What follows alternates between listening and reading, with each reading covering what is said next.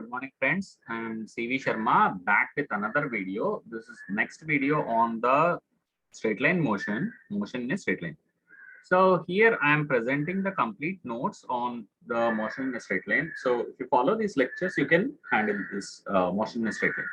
So I will discuss all the variety problems which are possible from the motion in a straight line. Now the part 2, this is the second aspect in the motion in a straight line.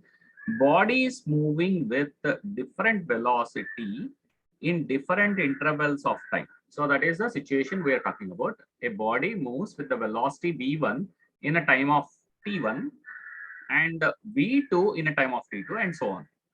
Then the average velocity is given by v1 t1 plus v2 t2 plus v3 t3 so on, divided by t1 plus t2 plus t3. So if I substitute t1 equal to t2 equal to t3 so on, that every time interval is same. So this is a situation where every time interval is same.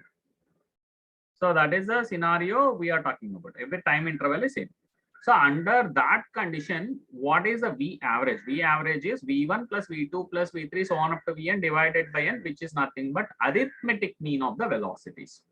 So that is the idea here. Now, so if at all you have a uniform acceleration, this is the next point. If the acceleration is uniform and the initial velocity is u and the final velocity is v, then the average velocity is nothing but u plus v by 2. So here I choose only two velocities. V1 is u and V2 is v.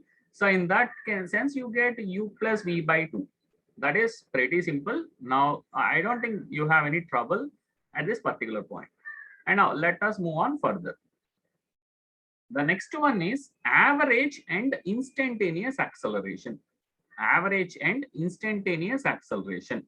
Average acceleration is defined as the ratio of change in the velocity, that is delta v bar, to the time interval delta t in which this change occurs.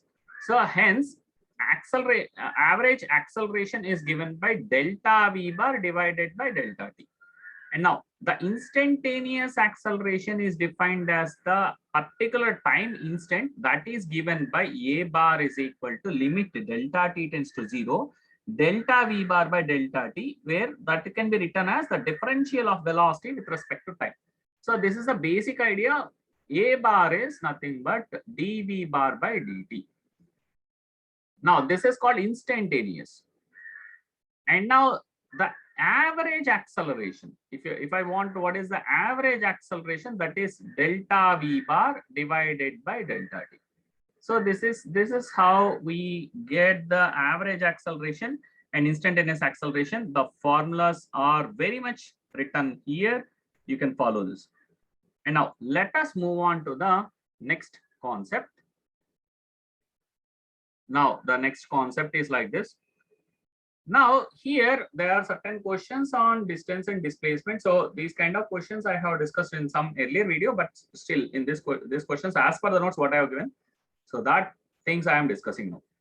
So now this is like a particle moves along the sides AB, BC, CD of a square of side 25 meters with a velocity 15 meters second inverse. Its average velocity is, now let us see this. So particle moves along the sides AB, BC, CD of a square of 25 meters side. So let us see this one. AB, it moves like this. AB,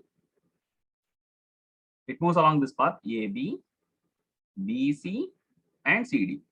So each side is about 25 meter, 25 meter, and 25 meter. So it moved like this with a velocity 15 meter second inverse. So it moved with a velocity 15 meter second inverse. That is the idea. And now for distance calculation, first let us do the distance calculation. So the distance, what is the distance it has covered? So that is AB will be having a length of 25, BC is having a length of 25, and CD that is also having a length of 25. So when you add up, what you get is 75 meters. That is pretty easy task. And now first this part is done. And now what you have is what is the time it has taken to cover. So it is 15 meters second inverse is the velocity. So you can calculate time as, so distance divided by velocity. So distance divided by speed, actually. Speed, they should give us a speed here. That is the correct way of asking the question. So this is speed here. So let us put it like this is speed. So not the velocity, it is speed only. The speed is 15 meters second inverse. That is the speed. So distance divided by speed is 5 seconds here. And then average velocity is the shortest length what is traveled. That is, here the speed is given. So here the mistake is there. Here speed is given 15 meters second inverse. So the time can be calculated as distance divided by speed. So that is the formula what we use. So distance is about 75 meters divided by speed is 15 meters second inverse. So that is 15,575. So 5 seconds it took to cover this distance. But average velocity is what we want. What is average velocity? That is net displacement. Net displacement divided by the total time taken. What is the net displacement here? Actually, it has followed this path to reach the point D. The shortest distance between A and D is this much only, A to D. So A to D is 25 meters. So you have net displacement is only 25 meters, but divided by the time interval, it took 5 seconds. So you get the average velocity as 5 meters second inverse. So here in this question, there's a mistake which is given. This should be speed for us. Okay. So that's the answer. So AD divided by T. So 25 by 5, that is 5 meters second inverse. This is my average velocity. So with this, we conclude this video at this point, and then next topics I will discuss further. And thank you all. Thanks for watching the video. And then if you have any doubts, you can always write in the comments section. And thanks for watching.